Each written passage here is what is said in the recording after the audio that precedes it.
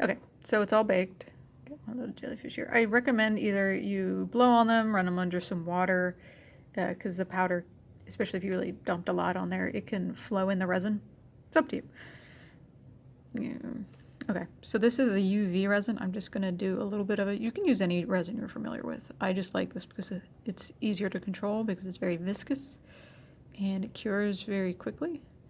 But, I don't know, like everything, it has its problem.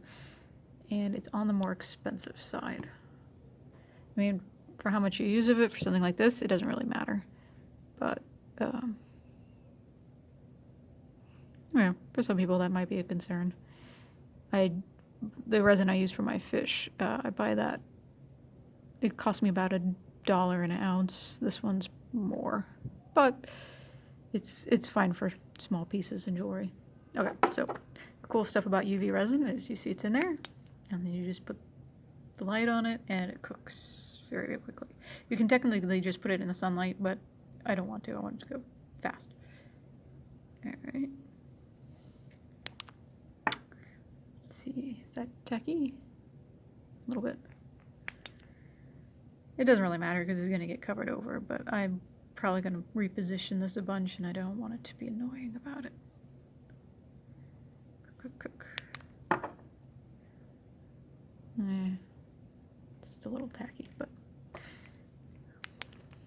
this is a little UV light. I bought it on Amazon or a lot of companies that sell this UV resin. I can show you the brand I'm using. There are many brands. This works fine. I don't have that much experience with this stuff. If you want to find somebody with an expert opinion about it, feel free.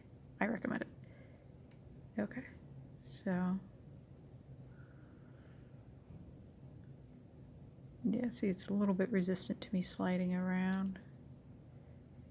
That's okay. Okay, moment of truth.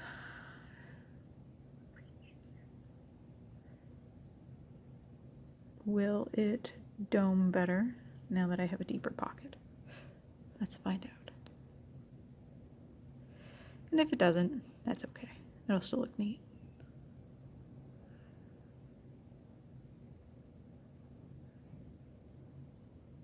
Probably.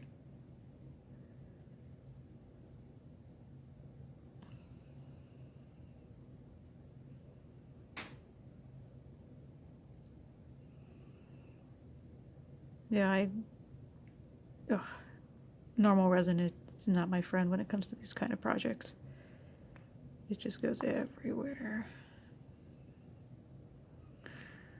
And there are more watery versions of this resin, but obviously I don't use them because that's not what I want them for.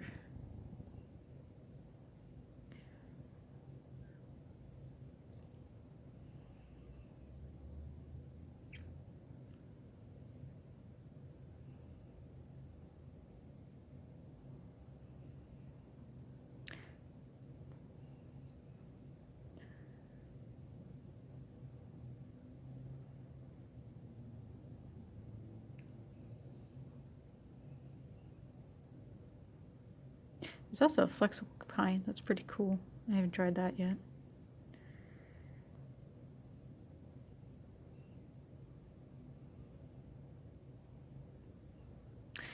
It's fine. I expect it to flood the boundaries of the bezel.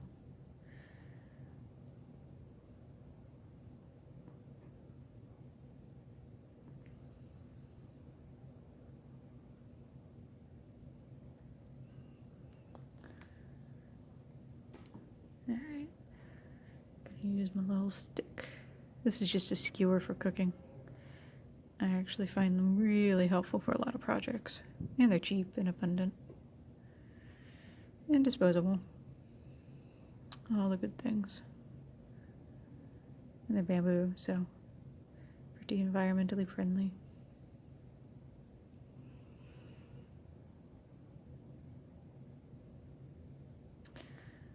I don't like those bubbles. Let's see if we can get them out. You can also get a creme brulee torch. I have several, but I don't know if I have any right now.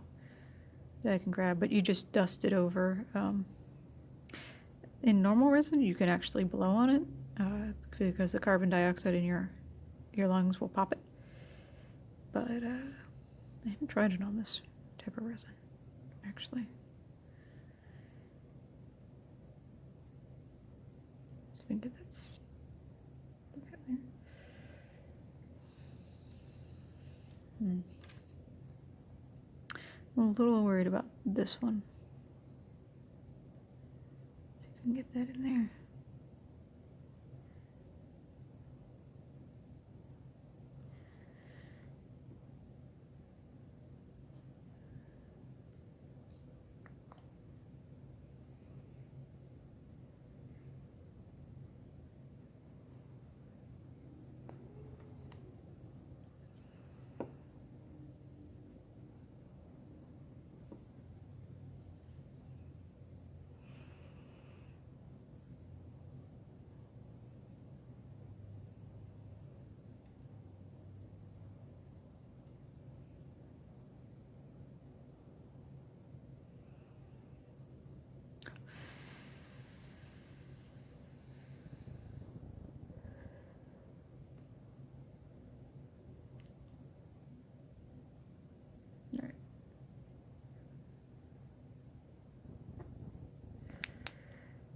So curing this.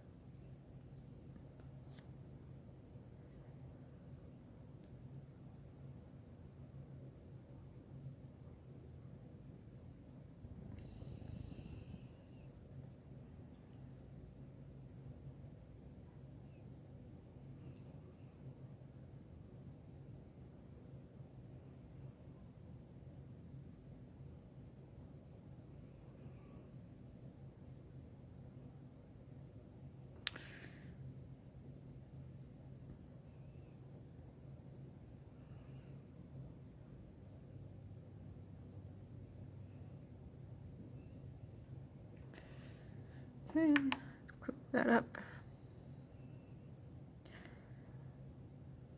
So, looks like it's pretty good. Pretty done. It wasn't as deep as I was hoping, but it was worth trying out. Probably a little more experimentation will yield better results, but you get an idea of the basic process, and you can grow and try your own. Usually once I'm finished, even though this thing sets it pretty well, I'll leave it in the window and just let it cure for several hours, especially when it's sunny. But it gives you a pretty good idea. If you liked it, like and subscribe. I can also show you how I did this octopus. Same frame, as you can tell. Pretty similar process. I make a lot of octopuses. Like, there's this one. Use a tea container lid. Or if you want a different project, just leave it in the comments and I'll see what I can do. Thank you very much.